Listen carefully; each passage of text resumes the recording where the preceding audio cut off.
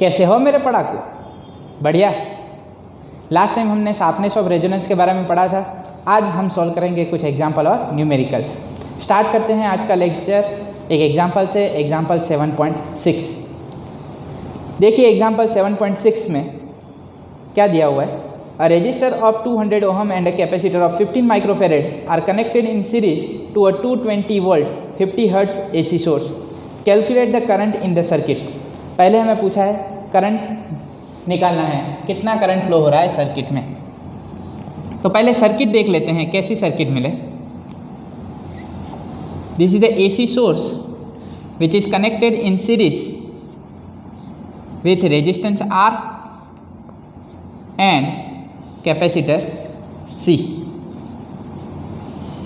like this.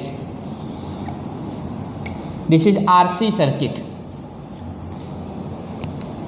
RMS voltage VRMS is given, that is 220 volt. मैंने बताया हुआ है, अगर मेंशन नहीं किया गया है तो उसे क्या मानना है हमें, RMS वोल्टेज। तो VRMS हमें दिया हुआ है 220 वोल्ट। आर की वैल्यू दी हुई है 200 ओहम और क्या दिया हुआ है, कैपेसिटेंस C 15 माइक्रोफेरेड। क्या ठीक? और क्या दिया हुआ है, frequency F is equal to 50 hertz. Frequency of AC source that is 50 hertz.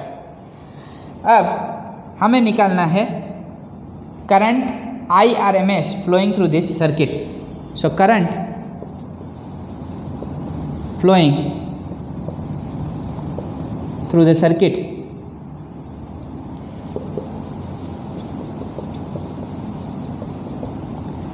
IRMS, क्या फॉर्मूला है IRMS का, VRMS अपॉन मोड Z। हमेशा याद रखें जब भी एक से ज़्यादा कंपोनेंट कंसिडर किए होंगे तो यहाँ पे इफेक्टिव रेजिस्टेंस हमें क्या लिखना होगा, मोड Z इम्पीडेंस। तो IRMS is equal to VRMS upon mod Z। मुझे बताओ यहाँ पे Z क्या बनेगा, याद करो सीरीज LCR सर्किट के लिए Z क्या था, √R² plus XC minus XL whole square. पर यहाँ पे XL है नहीं, इंडक्टर ही कनेक्ट नहीं किया तो XL क्या हो जाएगा, 0। तो ये बनेगा R² plus XC whole square, R² plus XC square और उसका रूट हमें दे देगा इम्पीडेंस Z। क्या ठीक? तो पहले हमें निकाल लेना चाहिए √R² प्लस XC स्क्वायर। तो निकाल लेते हैं Z is equal to √R² plus XC whole square, sorry R² plus XC square. √R², R क्या दिया हुआ हमें 200 स्क्वायर प्लस XC क्या दिया हुआ, XC दिया नहीं है तो XC हमें मालूम होना चाहिए 1/ωc होल स्क्वायर √200 स्क्वायर करें तो क्या मिलेगा 4 × 10⁴। ये हो गया 2 × 10⁻², उसका स्क्वायर क्या बनेगा 4 × 10⁴ प्लस 1/ωc करें तो ओमेगा क्या बनता है 2πf 1/2πfc whole square √4 × 10⁴ plus 1/2πfc 1/2 3.14 × F 50 × C 15 × 10⁻⁻6 whole square. चलो √4 × 10⁴ प्लस इसे कैलकुलेट करें तो आप लोगों को मिलेगा XC is equal to 212.3 whole square. क्या मिले 212.3 होल स्क्वायर। अब 212.3 का स्क्वायर करें और इसे ऐड करें तो आप लोगों को मिलेगा impedance Z is equal to 291.67 ohm. ये हो गया इम्पीडेंस। चलो इम्पीडेंस Z मिल चुका है, उसकी वैल्यू इस फॉर्मूला में सब्स्टिट्यूट कर दो, करंट मिल जाएगा IRMS is equal to IRMS क्या बने VRMS अपॉन Z। चलो VRMS कितना दिया 220 वोल्ट अपॉन इम्पीडेंस कितना है, इम्पीडेंस कितना मिला 11.67। चल ये क्या मिले IRMS, कैलकुलेट करो। IRMS इज इक्वल टू 220/291.67, ये मिलेगा आप लोगों को 0.755 ampere. RMS value of current that is 0.755 ampere. चलो RMS वैल्यू ऑफ करंट हमें मिल चुका है, पार्ट ए हमने सॉल्व कर दिया है, तो पार्ट ए यहाँ पे ख़त्म होता है। अब पार्ट बी की बारी, पर पार्ट बी को स्टार्ट करें उससे पहले आप लोगों को इतना लिख लेना चाहिए।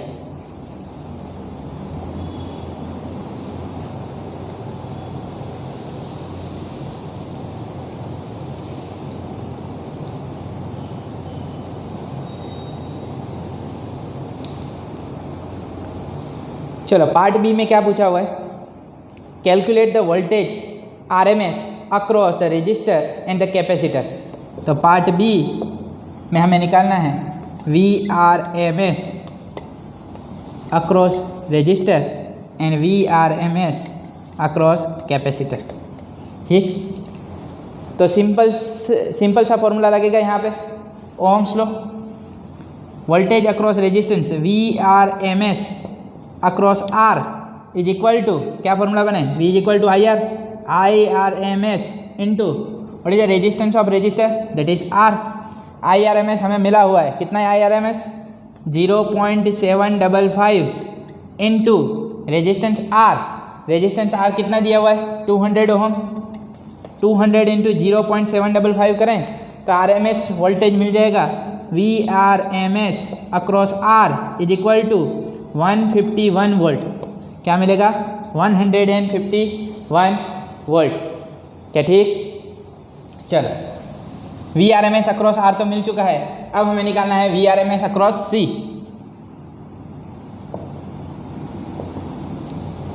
नाउ VRMS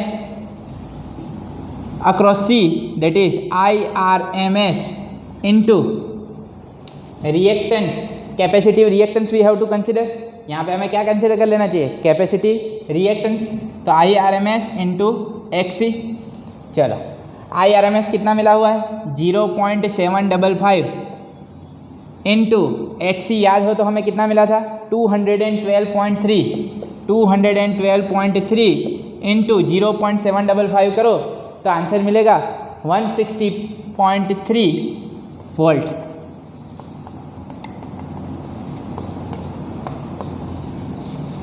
चलो ये दोनों मिल चुके हैं, अब आगे क्या पूछे, is the algebraic sum of this voltage is more than the source voltage.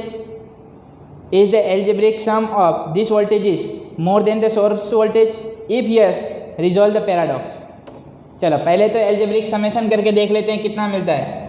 तो VRMS across R plus VRMS across C is equal to क्या बनेगा 151 प्लस 160.3, ये बनेगा 311.3 वोल्ट। क्या ठीक, तो ये हमें RMS वोल्टेज का एल्जेब्रिक समेशन मिल चुका है, पर एक्चुअल में RMS वोल्टेज कितने दिए हुए हैं 220 वोल्ट, पर हमें कितना मिल रहा है 311.3। VRMS across R that is 151, VRMS across C that is 160.3 and total that is 311.3। मतलब जितना सोर्स ने दिया नहीं है उतना तो हमें आउटपुट में मिल रहा है 311.3। क्या ये पॉसिबल है, नहीं। यहाँ पे हम एल्जेब्रिक सम निकाल सकते नहीं हैं, ये DC वाली बात नहीं है। हमने यहाँ पे कौन सा सोर्स कनेक्ट किया है AC सोर्स, और याद करो जब AC सोर्स कनेक्ट करते हैं तो वोल्टेज और करंट दोनों रेजिस्टर के लिए तो सेम फेस में होते हैं, V and I both are in the same phase, but for capacitor current leads voltage by 90 degree. तो ये हो गया वोल्टेज अक्रॉस R, ये हो गया voltage across C। So VR and VC both are not in the same phase. voltage across R and voltage across C are not in same phase.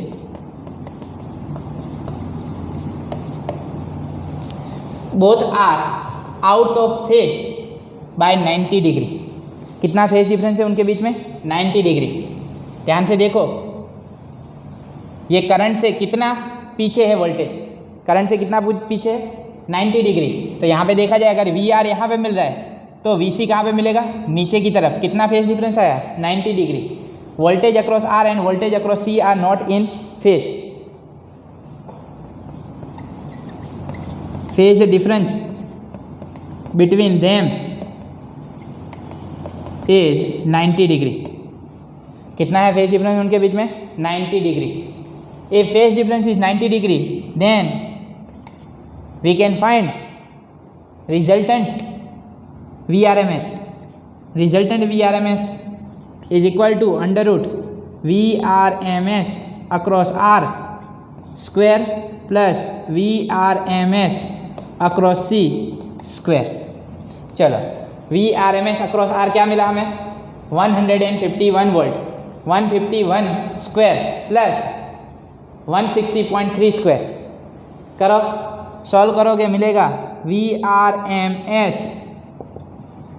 चलो, 151 square plus 160.3 का square करके value substitute करो और उसका root निकालो। VRMS निकलेगा 220 volt. So actually VRMS that is 220 volt.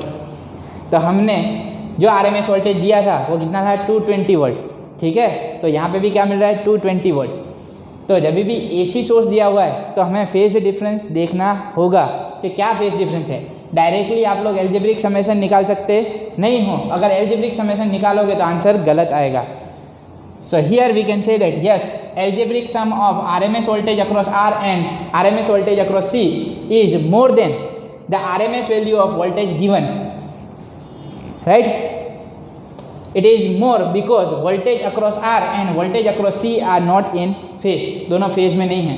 Phase difference between them is 90 degree. Therefore RMS voltage we should find using this formula VRMS across R square plus VRMS across C square। क्या ठीक समझ में आया? एकदम perfect. चलो, यहाँ तक तो आप लोगों ने लिखा था, अब यहाँ तक आप लोगों को लिखना चाहिए।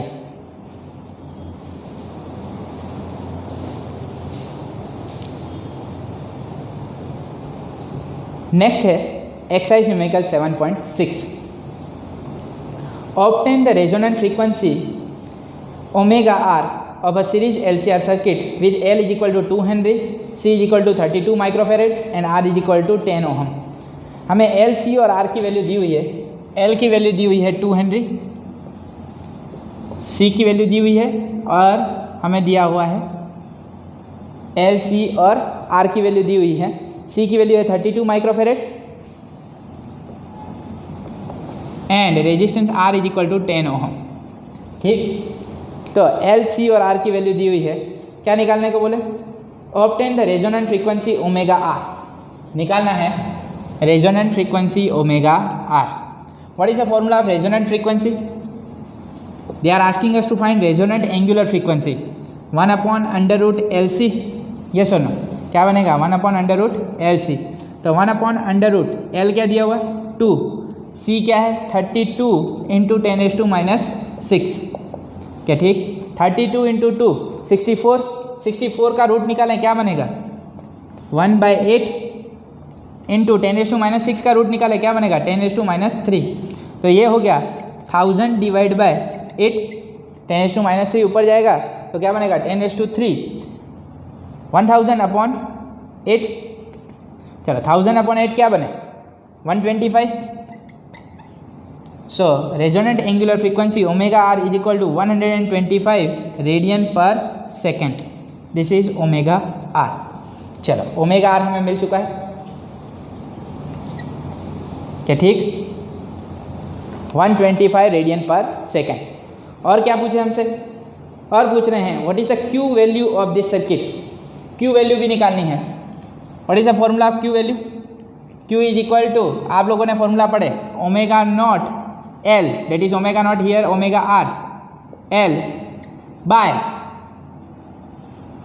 R, right. ओमेगा आर क्या मिला हमें 125, एल क्या दिया 2 और आर की वैल्यू क्या है 10, तो 125 इंटू 2 क्या बने 250, 250 अपॉन 10 क्या बनेगी Q value 25। So Q is equal to 25। अब आप बोलोगे सर क्यू का यूनिट क्या बनेगा, क्यू वैल्यू का यूनिट क्या बनेगा? क्यू का कोई यूनिट नहीं बनेगा, क्योंकि Q value that is nothing but sharpness of resonance. उसका फॉर्मूला क्या था omega naught upon 2 delta omega. This is also angular frequency, this is also bandwidth angular frequency. So there is any unit of Q value, Q value is equal to 25। उसका कोई unit लिखना नहीं है, unitless quantity. तो Q क्या बना 25। क्या हो गया एक्सरसाइज न्यूमेरिकल 7.6। चल इसके बाद हम सोल्व करेंगे exercise numerical 7.9। Exercise numerical 7.9 solve करते हैं, पर उससे पहले आप लोगों को एक्सरसाइज न्यूमेरिकल 7.6 लिख लेना चाहिए।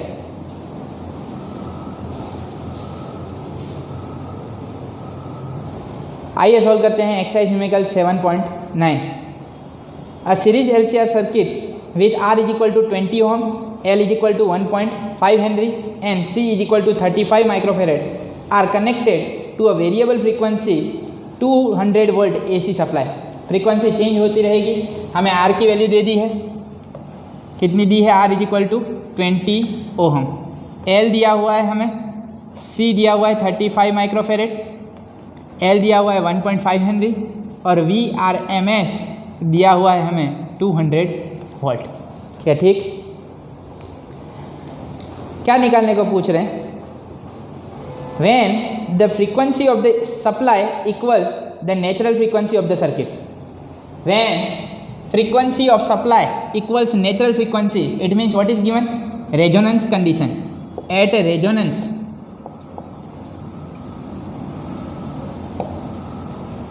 because when source frequency matches with natural frequency, then what will occur? Resonance. What is the average power transferred to the circuit in one complete cycle? In one complete cycle, what amount of average power is transferred? That we want to find. When we consider RLC series circuit at the time at resonance, that series LCR circuit behave as purely resistive circuit, and for purely resistive circuit, what is the average power dissipated? P is equal to I square RMS into R. Yes or no? I square RMS into R for purely resistive circuit हमने पढ़ा हुआ है। तो IRMS तो हमारे पास नहीं है, तो IRMS का फॉर्मूला क्या बनेगा VRMS upon R whole square into R। तो ये हो गया V square RMS upon this R square will get cancelled, क्या बचेगा R। चलो VRMS हमारे पास अवेलेबल है, क्या बनेगा 200 स्क्वायर अपॉन R दिया हुआ 20, 200 स्क्वायर क्या बने 4 इंटू 10⁴ अपॉन 20, ये हो गया 5, 1/5 क्या होगा 0.2, 0.2 इंटू 10⁴ क्या बने 2000 watt. So power dissipated over one cycle is 2000 watt. तो ये हो गया हमारा एक्सरसाइज न्यूमेरिकल 7.9। क्या समझ में आया? एकदम परफेक्ट लिखना है, जल्दी से लिख लो।